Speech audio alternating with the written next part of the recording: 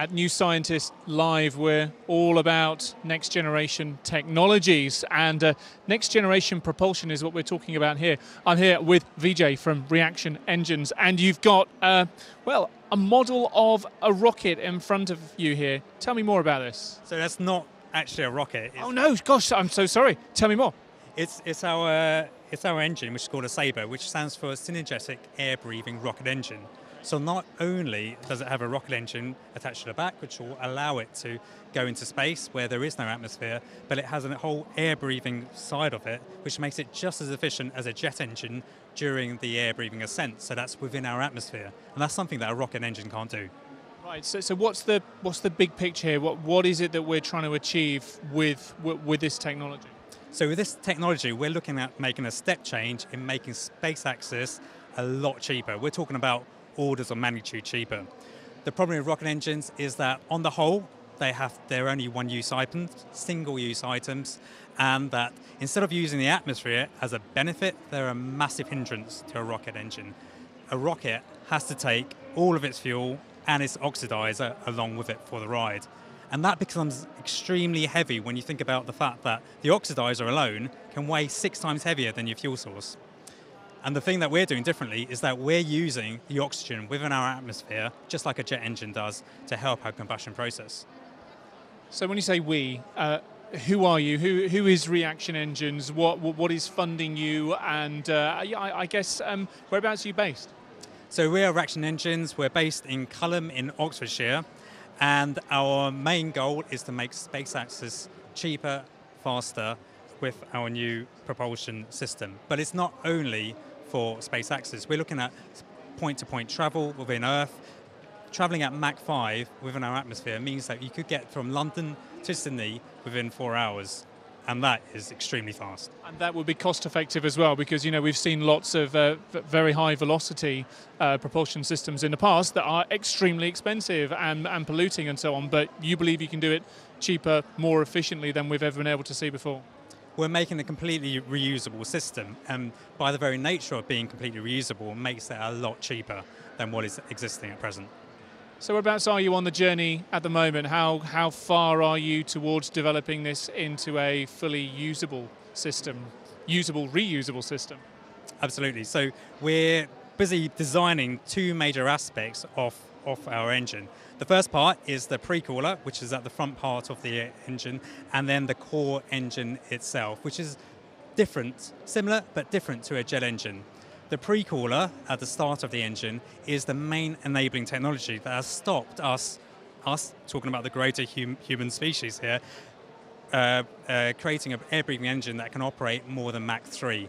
So that's what the Americans did with their SR-71 Blackbird. With our pre-cooler, where we can cool the incoming air extremely fast, we can bring it down from temperatures of over 1,000 degrees Celsius to temperatures that an engine can deal with.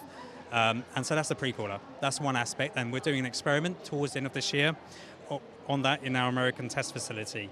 The second part of our technology development program is the core engine itself. And that's this bit in the middle that we're looking at here. That's absolutely right. It's this bit in the middle, and we're developing a test facility right now in Westcott, and there we are going to be testing this item at the end of the decade. So 2 major experiments going on, and after that we'll be integrating them together and then hopefully bringing that to a flight test vehicle. So early, mid-2020s, is that the kind of timetable that you're looking towards in that case? I won't put a date on that, but let's say we're all driving forwards to be pushing this post the 2 tests we got going to integrate it as quickly as possible and bring it to the market as quickly as possible. Terrific, but I have to ask, you know that. Okay, so you're here at New Scientist Live. We're very glad that you're here. Apart from showing off SABRE, what are the conversations you're hoping to have with visitors here? So we're here to show off our technology. We are super proud of what we're doing. We've got an amazing group of people working with us, all passionate about pushing the boundaries of hypersonic travel and space access. And so we really want to share our enthusiasm and passion with the wider public. And what about recruitment as well? I hear you've got some graduate recruitment programs and so on. Yes, absolutely. So we've got a graduate and apprenticeship schemes starting in the next month, October, November, and I would say that check onto the websites because we've got a lot of information about that. So anyone interested in joining Reaction Engines, there's lots of opportunities, and get onto our websites and have a look.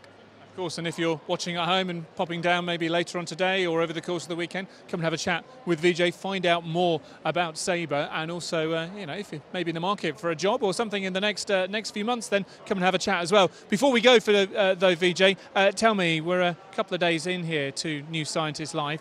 How have you found it? What have people's reactions been to your technology on the stand and the general vibe on the floor here? What's it been like for you? It's been absolutely amazing. When we're so in depth in the design of it, day in, day out, it's so refreshing to step back and explain it to the wider public and to show and the reactions, which is mostly gobsmacked and mind-boggling, kind of reminds us and bring us back to why we're doing it in the first place. So it's an absolute pleasure to be sharing our passion with the wider public. And apart from being on your own stand here, is there anything else that you've clapped eyes on the floor that's particularly excited you? Well, there's always the Bloodhound car that's there, and it'll be great to have a ride on that. That'll be for sure, yeah. But I don't think they'll let me sit in it. Well, I certainly hope that I am riding on some mode of transport that is powered by your SABRE system here in the next maybe 10 years or something like that. But for now, Vijay from Reaction Engines, thank you very much indeed. Thank you very much. Enjoy the show. Cheers.